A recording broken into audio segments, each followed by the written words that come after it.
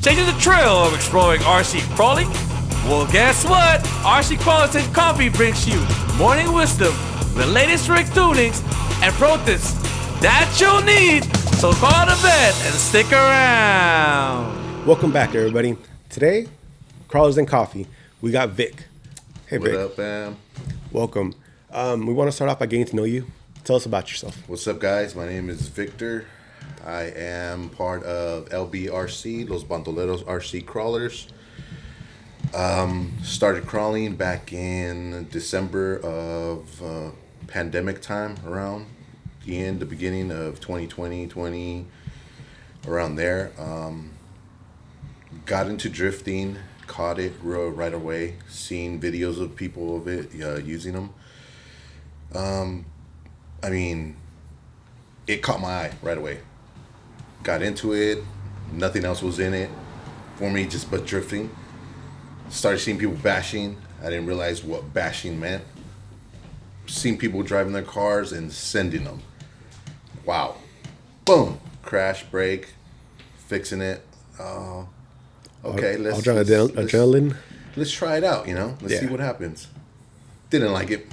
Didn't like fixing my rigs. Didn't like spending a lot of money on them. Then I fell into the crawling scene. At first, it wasn't for me, just because it's too slow. I don't like that. I don't like this. I stuck more to the drifting, four-wheel drifting, and then I hopped into the rear wheel, and then things started switching up where I started seeing more people get into the crawling scene. Once the crawling scene came, I was like, all right, let's try it. Let's see what happens. I believe I met someone on Craigslist. They were selling their whole lot. And I said, you know what? Barely getting into the scene. He had drift cars that I had my eye on, which was like a X-Ray X1. I thought it was like top of the line. I seen an HPI RS4. I was like, oh, this is sick. This is it right here. Not realizing this was not it. This was just the beginning of what is to come. Got into it. Thought I had the sickest rigs. The outside of them was, wow. Of course, I had the AE86 body. Couldn't say, none of that, because who hasn't, Yeah. Other than that, got into it, bought the guy's lot. After I bought his lot, I looked deeper. He had crawling stuff. Still wasn't crazy active about it, but he had stuff that was all Vanquish. At the time, I didn't know what Vanquish was. So I sold that whole box to my buddy for $80. Later on comes the show. He, I guess, met someone in Morgan Hill area. They bought it off of him, and they let him know that, you know what, I'm not going to give you $200 for this. I'm going to give you $1,000 for this, just because the stuff that's on here is really, and you don't know, obviously. So he gave him that, and then he came back with that knowledge and told me, and I was just like, what? What are you talking about? Yeah, I remember that one rig you sold me. So I guess it was a MOA fixed out with deluxe stuff, fully loaded, like top of the line, I didn't know, so I was just like, what? So I looked back in my box of treasures, and I found like axles, I found like transmissions, but at the time I didn't know what I was dealing with at the same time. So I just pushed it off to the side, worked on other rigs that he sold to me as well. I said, all right, you know what, this is fine. We'll make it work, Did that. After a while, I guess I had my first rig built, which was I think it was like a RC four-wheel drive Toyota rig. It was like a different style, never seen a body, because it was like a hard body style. I don't even know what to tell you. The moment I scratched it or tipped it off, it was like carbon fiber mixed with like drywall, like nylon. It was wild, because I tried to research it, and my buddy Edgar ended up copying one of the bodies. Shout out Edgar. He ended up getting one. He did research on it and let me know a little more about it as well. So that's when I found out that it was like a off-brand, not off-brand, but like someone that made it, that really got down with that style.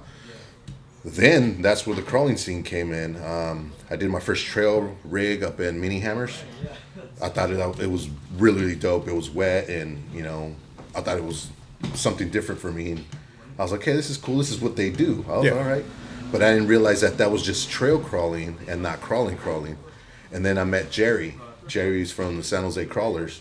He gave me pointers. He was keeping an eye out. So I got a little closer with him and did his crawls whenever he would do it with his friends and buddies. Got to know the scene a little more. A few years ago, a year goes by, got more into it, deeper. Started pushing away from the drifting, kind of off to the side. Yeah. And stuck to doing just crawling, getting to know it. Then I started trying to do crawls like just by myself or anybody I knew. Hey, let's go here, or I don't know, I haven't been there. Linda Vista came along. A lot of people would go there, so when I heard, I would go there, try it out, see what happens, But nope, everything just turned around completely 360, and I just stuck to crawling. Crawling was the thing to do. Nice. Yeah, it was fresh the way it all came along at the end, because I bought that lot off that old guy, and at the end it wouldn't have happened, like I wouldn't pay attention to it, but his rigs were just like eye-opening too. Along with the old school drift stuff that he had, thinking I had top of the line stuff, but I didn't. One thing hooked you in, and you got hooked with another thing after. Yes, the bug hit me. That's what it was. The bug. There you go. Yeah, it was pretty fresh. Not too It bad. hits everybody, honestly. It is. That's bro. how you just start with one, and then you just keep getting another one. You just got more, and after a while, you're just like trying to decide which one you like. But you get a good feel after that, Yes. You get a taste like, oh, I don't like this one, I don't like that one. Yeah. And then you just grow and expands. Yep. Definitely. It is. It's pretty wild. Nice. That's good. But the good thing is, it started growing. Like everybody, I started noticing more people get into it. More people were a lot more into it, deeper than I was already. So that's when I was like, all right, well, I'm gonna go ask them questions. And that's how I started growing too. Started getting all that knowledge, soaking it in. And also the community is just so welcoming. They'll like teach you. Facts. You don't know anything, just ask them. Yeah. And they just teach you. That's facts for sure. At first, I was scared. I was just like, I'm going to stick to my own corner and crawl. If someone says, oh, that's a dope rig, then I'll start the conversation. And that's how it was every time. Like, what the heck is that? Like, oh, this is a trail crawler. I'm not sure, So I would be stuck too, because I wouldn't even know what it was. But that rig was running that caught people's eye because it was running that, well, not rotary. It's the 3-gear. I keep forgetting the name of it. Panel round, 3 gears inside. What is it called? I just had it on the tip of my tongue. It had a transmission basically inside where the motor is attached, and it has 3 gears inside. Y'all should know. I'm pretty sure y'all are saying it at the top of the tongue, but that transmission and that setup was the one that caught everybody because it was an old school style transmission. So I was just, okay, well. You didn't know much, but everybody knew it. But let me tell you this. When I went, after I did mini hammers with the guys, Jerry, shout out Jerry. After I did that, I was like, okay, I feel comfortable now. I seen they had brushless, and I was like, oh, okay, let me try brushless, because I had a brush on mine. Took it out, put a brushless, not knowing I had a brushless, I think like 3200 kV. Threw it on there thinking, you know what I'm saying, that's the thing, and went to Linda Vista, hammered it, twisted my drive shafts. Because I put a fast speed racer motor on there, thinking, oh, you know what, brushless, yeah. Nope. Ruined that rig. Wasn't able to really fix it, recover off that. But you learned, right? Exactly. That didn't like, diverse you from trying brushless again, right? Yeah. It was wild, bro. Like, I twisted that drive shaft bad. Like, that thing just changed its name for sure. Oh, shoot. What's up, Brad? So tell me about this swap meet you got going on here. So today we're here at JJ's in San Jose, California. If y'all know it, don't know about it, stop by. Started doing the swap meets at first with NorCal. It all started at Bark. Shout out to Bark. I started crawling with them. Started getting into it. Started getting more close. With like a lot of people there. That's where we met, right? Yes, exactly. And then everybody had ideas. People would throw stuff over. Hey, we should start doing these RC swap meets because I see them everywhere else, but never around this area. So I said, you know what, we should try it, let's do something. But a lot of people were just like mixed emotions. No, you got to do this. You got to ask for this. You got to permit for this. You got to. So at the end, I just said, you know what? I'm going to ask local hobby shops, what do you guys think about this? What do you think? Is it all right to do it? What do we need? A lot of them were okay with it, just approached, owners, landlords. Hey, we're thinking of doing this on a weekend of this, maybe the beginning of the year to start off, and at the end of the year. We started doing that the first year, and it turned out super good. People wanted it. Okay, let's see what happens. People start sending me messages like, hey, when's your next swap meet? I missed this one, but I heard it was a lot of people. Okay, we'll probably have one in the middle of the season, see what happens, maybe some quarterly, It happened again. It turned out even better. Okay, people came out all the way from Sonoma, Sacramento area. Shout out to everybody out there. From like 2 hours away from Salinas. People were coming out from all the way over there. So a lot of them, I let them know ahead of time, like, hey, bud, like, if you're coming from so far, come early. I want you to get the, first dibs on our spots. Our local guys already know the area, but you guys are, coming down from so far. Come through, get your spots. And a lot of them did. A lot of them knew already. They would show up 7 a.m., 8 a.m., when the event started at 10 or 11. They got their spots, got situated, got to know them, see what they, what's going on their side, where they live, and, find out stuff too. And yeah, a lot of them would tell me like, oh man, good thing you did this, because out there's nothing. The little shop that we have, they have little stuff here and there, but the fact that you did one that's not so far away, they like that. And I was like, okay, cool. Right in the middle of everybody. Yes, exactly. So I was like, all right, cool. Well, let's keep this going. Let's see what happens. The second year, we did it again, but this time we did it at the beginning of the year, middle of the year, and at the end. Everything worked out good. It was no complaints. It was good. Like, people came, even more people came. Started doing more and more every other month. That the more people asked me, I said, all right, you know what, we're going to do this month. If there's this many people, if I'm getting more than 25 messages in my message, then I'm going to be, you know what, let's do another one. I never know what happens. Yeah. And yeah, I started doing them more often. The last one we did was at NorCal, but I know now they started getting, situations in that parking lot, I guess, with their neighbors. So we're not going to, present right now, we're not going to do any more swap meets there. Sorry, guys. I know y'all love that area because it's big. But come out to JJ's. JJ's, we talked to, Jason. Shout out to Jason, let us use their parking lot, so we're now on this area supporting this local shop now. There you go. Pretty fresh. No, and he's always helping out the community. Just Facts. Big on that. Such a good guy, man. What better place than to do it here also? Yeah. I know there's been, I think, 2 before. Yeah. Here, I think. Ant, I believe, did. Ant, yeah. Dude, shout out to NorCal. Yeah, my boy. Moved away. We miss you, bro. Come back.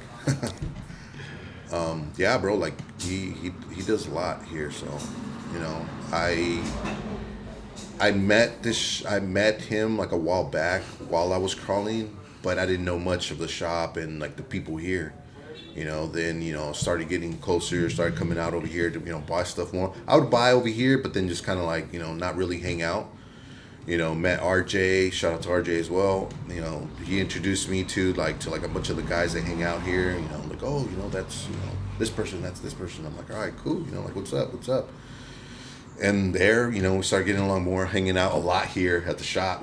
So we try to like do wrench Fridays here. So we just hang out. People come in and like, oh, I need help with this.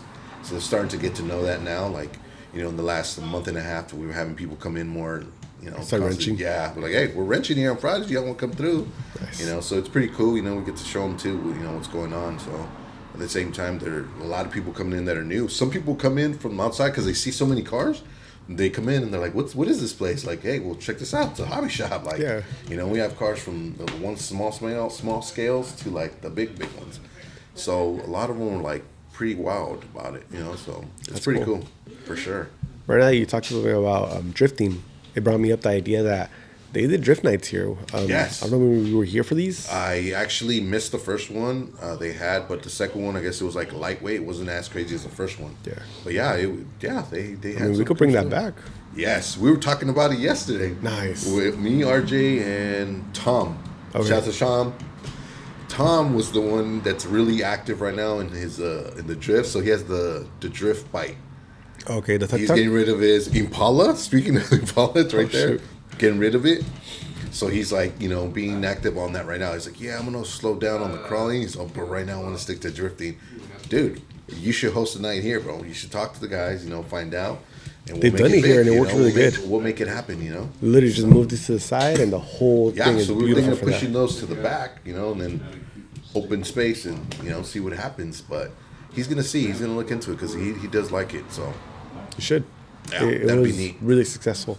Yes. I think I was here for the first one, and dude, it was awesome. Yeah, dude, I was Super watching fun. videos, the live that Ant was doing. Oh, there- so I was there like, you go. oh, bro, It was super I'm probably fun. going to pull up if I get out of work soon, It was super But, fun. Yeah, it looked really, really nice, so fresh. Cool.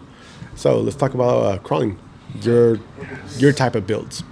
I know they're different from a lot of other builds. I So really a want lot to of get my into that. stuff, I want to say a lot of my stuff, I don't know even how to tell you, like, my stuff is like not unique because it's pretty much the same, outside bodies I like to unique them for sure. Like I try to do something different.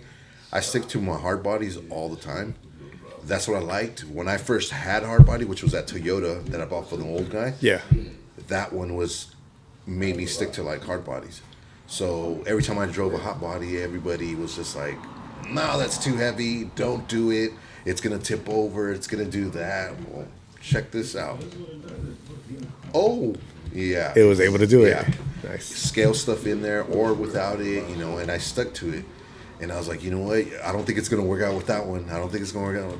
Well, check this out. You don't know that one. That one's pretty wild.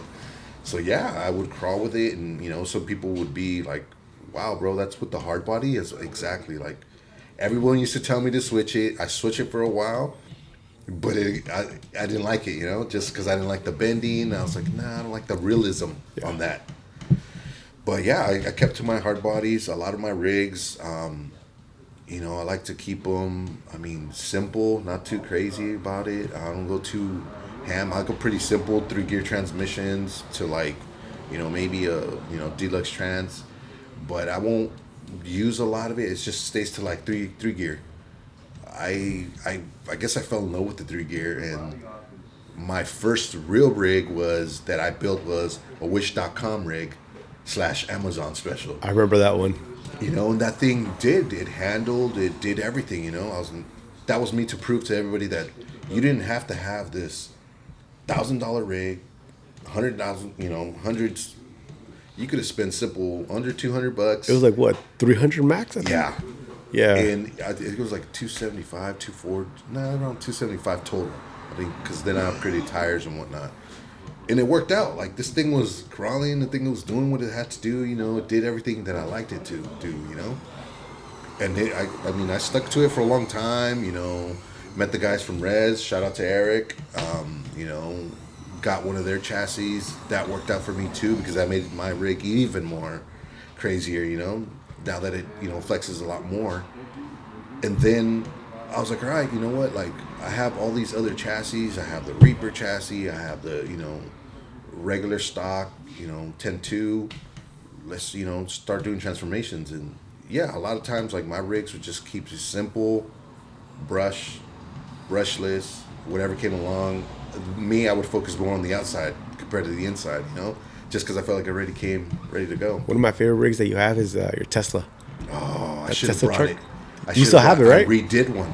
You did one. So I gave my first one that you seen. Yeah. I gave that one to my best friend. Okay. He kept that one, and I rebuilt one. Okay. I just recently, actually, dang, I should have brought that. I did it on a Reaper chassis. Oh, nice. Yeah, I did it on a Reaper chassis with a Vitavon axles on, I believe it's Salinas Drive. I think it's a deluxe trans. Okay. Did it on that. Switched it around a little, did a little touch-ups here and there, deluxe shocks. And yeah, this time I did the body because I found another one on OfferUp for $60, brand new and open. Hopped on it. This time I didn't cut a lot. Okay. Cause Yeah, I remember the first time you it was a capped bit, it. because Yeah. I was like, It's not gonna flex. yeah. Now it's working out a lot better. Nice. I'll show it to you, bro. Cool. Dang. It was on my list too to bring. Okay, nice. See, I remember I told you I was driving and turned around and dang, man. Yeah, All you good. would have liked it, bro. Like I did a cool setup on that one. No, that was dope. That one was for That was sure sick. different. Yeah. Nice. Yeah, I'm gonna bring it out so you can check it out for sure. Yeah, your rigs are definitely Yeah. unique in their way because it's how you look and everything. I don't know You what even- it is. I've even seen you with a van, I think, right? Yes, the Mad Van. There you go. It's Yes, just like sir. these rare, like crazy people, like things that people aren't bringing. I mean, Yeah, it's just I did awesome the to see Mad that. Van on 2.2s. Yep. That one was pretty much stock 2. It was a 10.2 chassis. That thing did magic too at Linda Vista. I remember that. That was I remember dope. the big block. The big block that's in the way back at Linda Vista. Yeah. It's like the bricks. Did that one up and over. Like nothing. Nice. I have footage. Stay tuned. Yeah, bro, I would do like a Mad Van, something different, you know, because everybody would stick to the Power Wagons, Creeper Bodies. Yeah, that's what I did. And a lot. at first I was like, oh, that's sick. But I was like, why is it always just that? Like, why can't it be one of those or one of those, you know? Yeah. And in my head, I was like, all right, let's go outside the box now. And, you know, and that's how I would do like Mad Van. I don't know if you ever seen the hauler that I did too. No, I don't did think I that saw off of Holler. a toy. It was literally off of a toy. No, I that don't think I saw that. So I went to the trash one time, threw the trash away, and I seen the bag there, and I was like, okay, I'm gonna pick this up and throw it over. And I threw the one I picked it up. I heard rattling. I was like, oh, open it up. I was like, this trash bag has toys.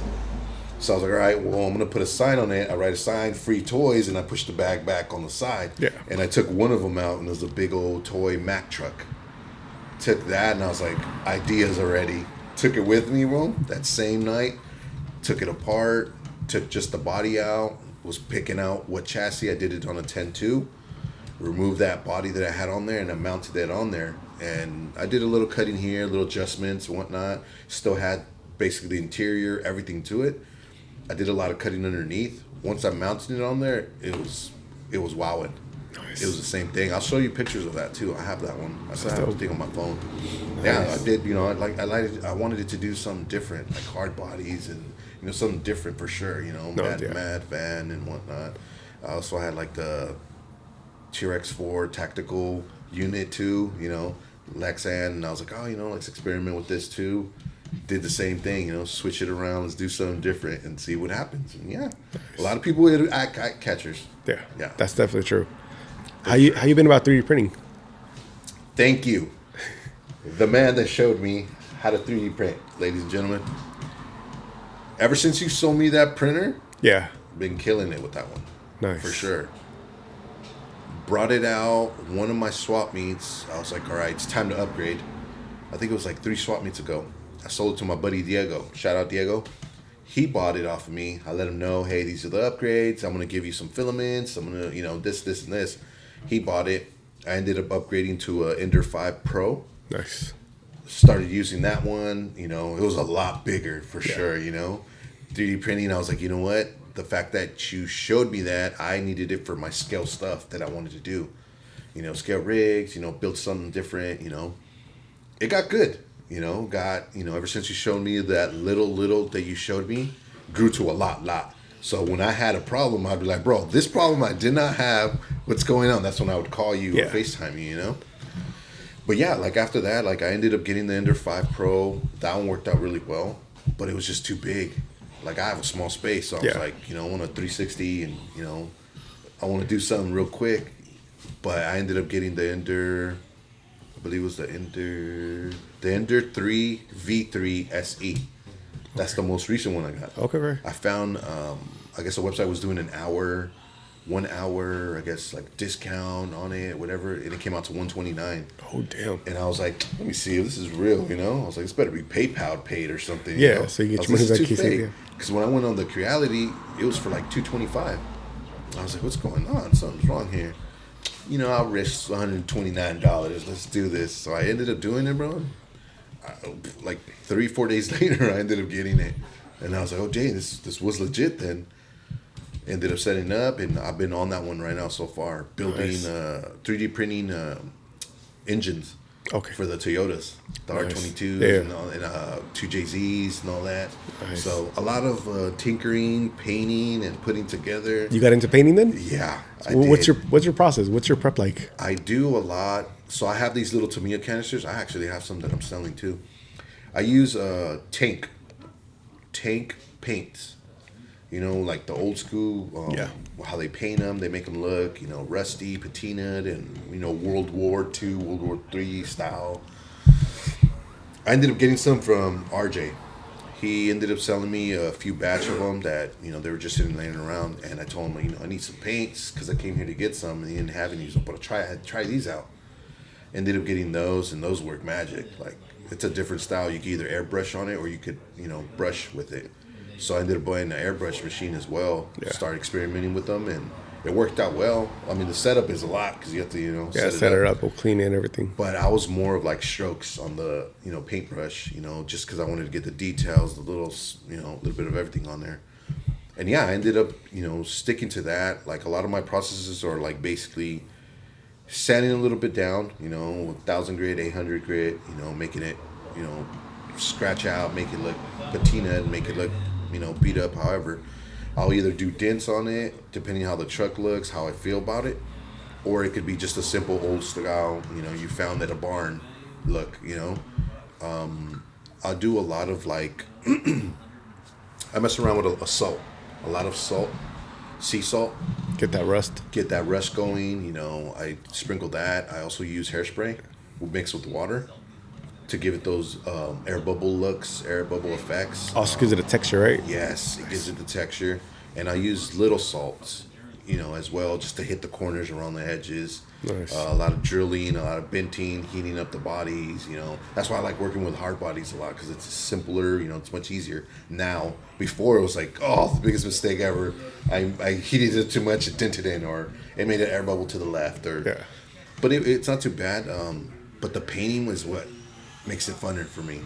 Once I get into the detailing and start looking back, I'm like, damn, that actually looks like a real rig. I made that. It's and it's wild. Yeah. Like so a few of my friends that I've met out will ask me to paint their stuff. So I'm just like, I'm really not. I could show you how I do it so you could try it. Yeah. Just because I don't want to mess up your stuff. Yeah. Like if I mess up, I know I'm just gonna repaint it and do it again. You know. But if you're really want to stick to being neat, I don't do that neat. I could help you out, but you could do it. You mess up, And a lot of them will be like, you know what? Go ham. Do you? Okay.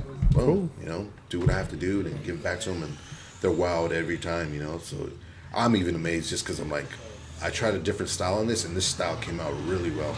I did a different style on that one. That one came out well. So now I'm like mixing and matching stuff. So nice. You're learning a lot of stuff. Yeah, bro. I learned so much being in the hobby. For sure, from people, everybody I know, like they always gave me a little bit piece of their mind, and I would soak it in, take it in, and flip it, boom, put it on the table, put it on something I built. You showed me that, and then people see that, and they get excited, and it keeps going, it bounces, There you go. Yeah, Nice. for sure, man. Cool. All right, cool. Well, thank you. This is our show for now. Fresh. We're gonna take some video around the RC swap meet, show people around. If they want to see the rest of the video, they can go follow me on YouTube, 100RC. It's a Vic right here. Thank you. Yeah. See you later, guys. Yeah. See you later, guys.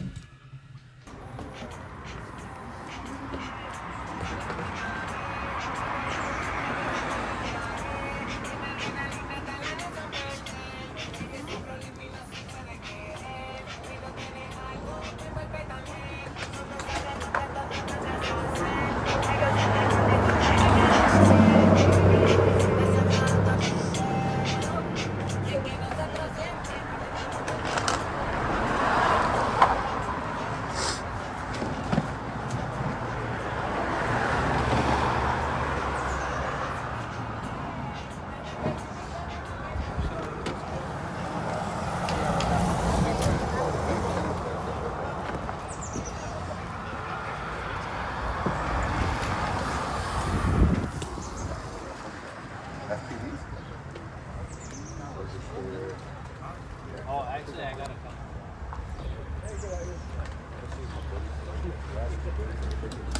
And they would hit me up, bro. You know?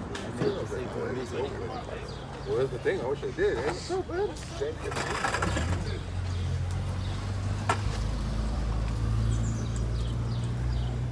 How's it going? Good, how you doing?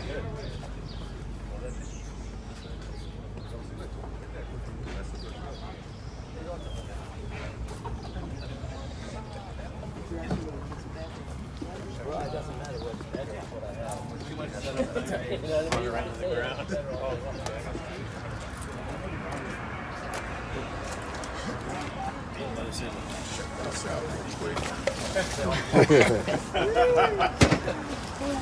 Because Vic's going, you gotta go. Yeah. Damn, you already buying this? Maybe next project coming in. I replaced it with like metal. The other just a stock ones. How much are over these? Who wants it? $500.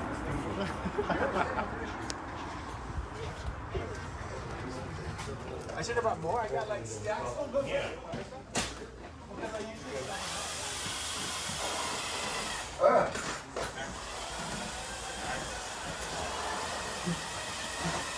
Hey, you brought up that drum and I put that. You brought up that drum and I put that through. Yeah, I did. You know, I'm gonna say. I guess he grabbed it then. And I guess he sold it. Because I never seen. Stop being a stranger. Hey, Don. How's it going? Yeah, the timing wrong. I know one is for Nick. I don't know the other one is for Nick. One is for Nick and what the other one's for who? Just to come to the side. But if it was for no, you saying you want it? Yeah. Maybe it's for you. I don't know. I didn't order one. No, wait. I think no. No, that one's open. One. Oh no, it's for one. I'm sorry. No, it's for one.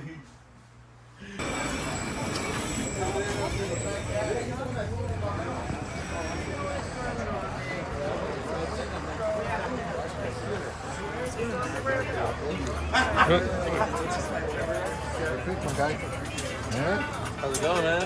Oh, you know, same old, same old.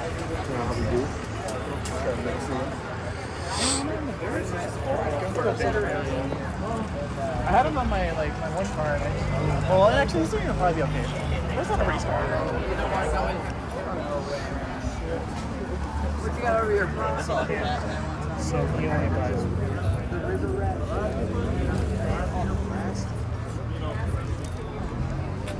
Yeah.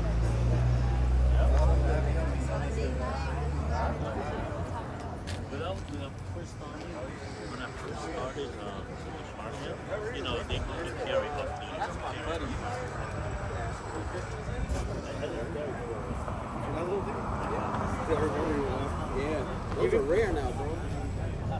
Oh, it's electric. Yes, it's a dummy kit. I had a gas one, but I got one. How about this one?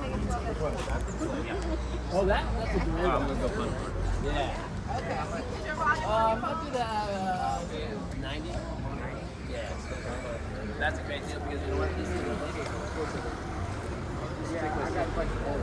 you do? Yeah. I got mostly Team Associated. Yeah, Team Associated. I got like 12. I was gonna bring one, but What kind was it? Thank you for joining us in another episode of RC Cars and Coffee. Did you get the trailers you're aching for? If so, join us next time for more RC wisdom and pro tips. Till then, happy crawling!